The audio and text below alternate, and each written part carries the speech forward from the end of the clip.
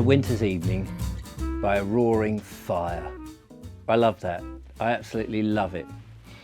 I'm so pleased. I've got my Essie in the front row, in the kitchen, and this wood burning fire in my front room.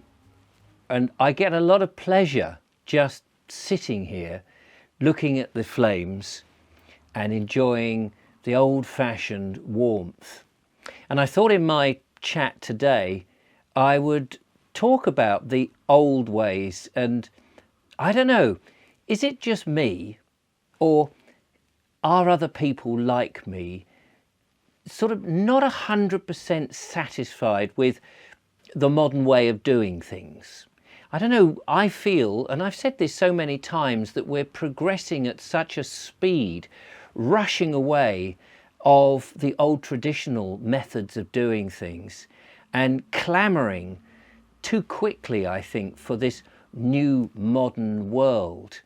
And I often think that we're perhaps throwing away an essence from the past, almost the old cliche, throwing the baby away with the bathwater, by dismissing everything from the past as if it really doesn't have anything to offer for us in the future. And I just think that's wrong. And in fact, I've started, as you know, in my videos to look back.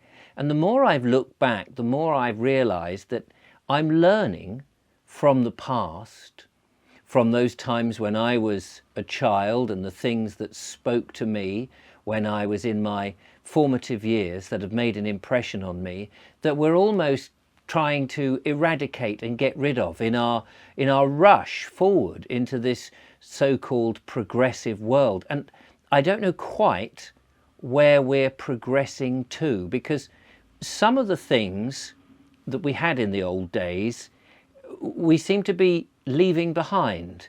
And that is, I don't know, community, conversation, laughter, friends, a sense of satisfaction in one's work. Now, the reason I say that is we're in an age, of course, and that you can get almost anything. You don't even have to leave the house anymore. You've got a computer, you can log on, you can buy things, as we all had to do during the last 2 years when we had the pandemic, to get whatever you want. And somebody somewhere will either make it or it's been made, and then it will be delivered to you. And you've had to do pretty much nothing. But the satisfaction in that after the first few times seems to, in my mind, it seems to wane a bit. There is so much out there. You walk into the supermarkets and you are presented with this wealth of stuff, what I would call miscellaneous trivia. And actually, I found myself buying a lot of this miscellaneous trivia, which I actually have no need for whatsoever. And for a short time, it made me happy, but it wasn't really the happiness that I was looking for. In a way, I feel I've been missold. You see the adverts for something shiny and new and fantastic and updated, and then you buy it, and after a few weeks it's not as new and fantastic and didn't quite do everything you thought it was going to. But don't worry, because the new upgraded version of that is faster, is smaller, slimmer, more glossy, more chocolatey, if you like. And so you get rid of the old thing, what was new only 6 months ago, and then you get the new thing. And we're constantly doing this at such a pace that we don't really, I don't think, appreciate anything for anymore. I don't want to buy this miscellaneous trivia anymore. I want to make important acquisitions, things that when I buy them, they're going to last. I want things that are of quality. I think I now realise that if you could go to a cobbler and have a pair of shoes made for you, they may cost hundreds of pounds for somebody to actually make you a pair of shoes to your precise dimensions, to your precise level of comfort.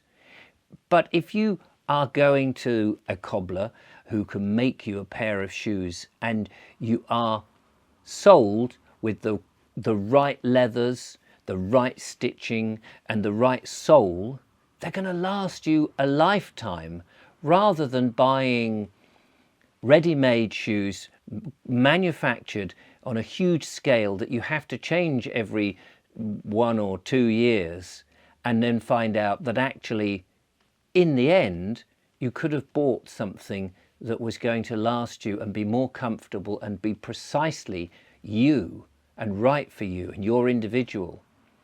And I'm beginning to think that all of that with clothes and other items.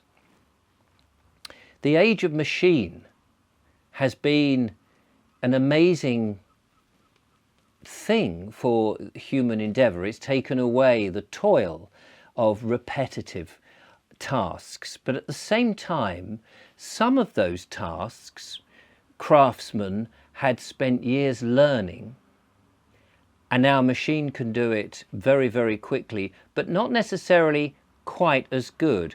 You can have 100 of these, I don't know, let's say tables or chairs or desks or cars or dustbins or whatever, and they all look the same. They all look uniform and identical to somebody else's design, and there's no satisfaction by the guy or girl who's operating the machine and punching in the numbers. I want X many bins, I want them this shape, and I want them as soon as possible. Click. Where's the satisfaction in that? And yet the old craftsman, who might spend a long time and might not make a lot of money, but would hone his skills and make that chair or that bin or whatever it was out of real materials, possibly wood, and spend a lot of time crafting that so it was absolutely a terrific item. And the satisfaction that he had made it, that it was bespoke, there was only one of those things in the world. There must have been a lot of satisfaction from these people doing these manual tasks, even though the machine has supposedly got rid of the toil. But sometimes it's the toil itself that gives the pleasure. The journey gives the pleasure, not necessarily the end or the arrival. That's what I believe. Other people may see this age completely differently and think I'm mad, bonkers, insane, wanting to look back, too nostalgic, possibly. But I definitely feel there's something missing from this age where everything is instant, gratification is instant, there's no toiling anymore. This is one of the reasons why I've got rid of television, and I've made a video about this. Getting rid of television was one of the best things I ever did. Now, I grew up with television in the 70s, and I can wax lyrical on the Vobes show that I do sometimes about some of those early programs, and they were innovative and they were new and they were fantastic. But now I've grown away from television. I find that I don't need to be advertised to by this big screen in the corner or in the main room. I mean, not so much in the corner. These days the television is the dominant feature. I don't want to be advertised to whenever I turn this thing on. I don't want a biased opinion being given to me by a state broadcaster.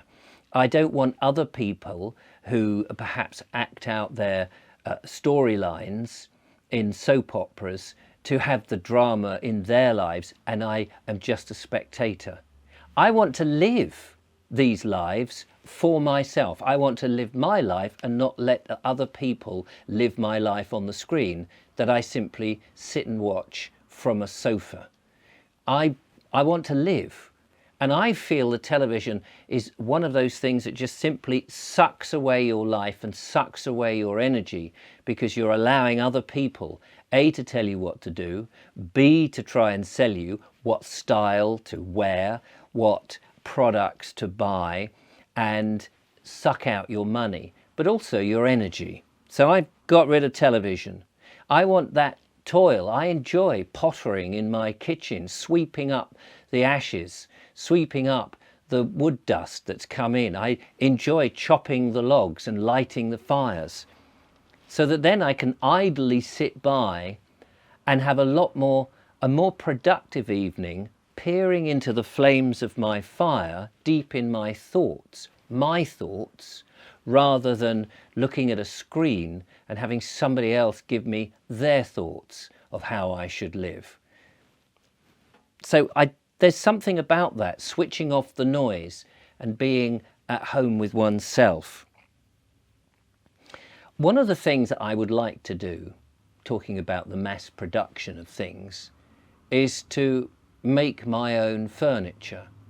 You see these amazing craftsmen, and that would take years and years to do. Or you go into these big department stores and you see these incredible things that you can buy now, pay, whenever, and then you can change it in 6 months' time and buy another one and chop and change and all of that, and all that waste that goes with it. Nobody seems to buy to make something last for a much longer time. Families no longer have heirlooms to hand down. But I would like to make my own sofa. So in my kitchen, in front of the Essie, that big kitchen range that I've got, I would like to move the sink into a small lean-to with the fridge and other white goods and things like that, so that the wall opposite doesn't have the bins and the sink and the washing machine, but has a sofa, a little two-seater sofa made by me. Now, I'm not a craftsman by any means. I can drill holes and I can use screws and I can slap things together. So it might be a bit slip-slap, it might be a bit slap-shod, perhaps is a better term, it may be a bit rubbish, but I would have made it. And if it's not very comfortable, it's my fault, and I could start again and make it again. I don't need it like that. I can take my time on it, I can think about it, I can craft it, so that when I sit down of an evening and peer into the flames behind the glass on the Essie, I can enjoy that moment to think that I'm sitting on something that I made that was not in existence and is thanks to me. Nobody else will want it, and when it's a bit wrecked, I can rebuild it better than it was before. So I'm thinking I could probably make a wooden frame relatively easily. You think of a sofa would be quite a tricky thing to make. It's got to be comfortable, doesn't have to be terribly stylish. You know me, I'm not that stylish, but it has to be nice and functional. So I thought, okay, I can make the wooden frame, I can make it so that you can sit down at a reasonable angle, you're not bolt upright. I'm sure that's all possible just by using bits of timber and drills and screws. Okay, so what about the upholstery? That's probably the most important bit. I started thinking about that and I thought, well, I would like to make it out of natural things. I want to make it in English things. And I thought, well, I keep hearing that farmers these days, sheep farmers, get so little for their fleeces that they're almost worthless. I thought, well, in that case, if they're almost worthless, you must be able to buy these fleeces relatively cheap. So if I had, I don't know how many I would need, say half a dozen fleeces that you wash, you bleach, you clean and make good, I could use the fleece to wrap around the arms on this armchair, on this sofa, so that you have the natural wool padding, and then get some cotton drill and stretch that over around the wooden frame. And you could probably do that all around the sofa in different places.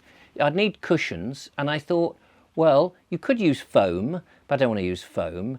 That's a bit man-made. What about straw? I thought, yes, you could probably get a lot of straw together, and then once you've got this straw, which you would spray some fire retardant stuff on it, because obviously I don't want it to catch fire, you get the straw, you wrap that in a sheep's fleece, and then finish that off with a bit of this drill cotton. I think it's called drill cotton, this very heavy cotton, and then tack that with proper tacks together, or hand stitch the cushions.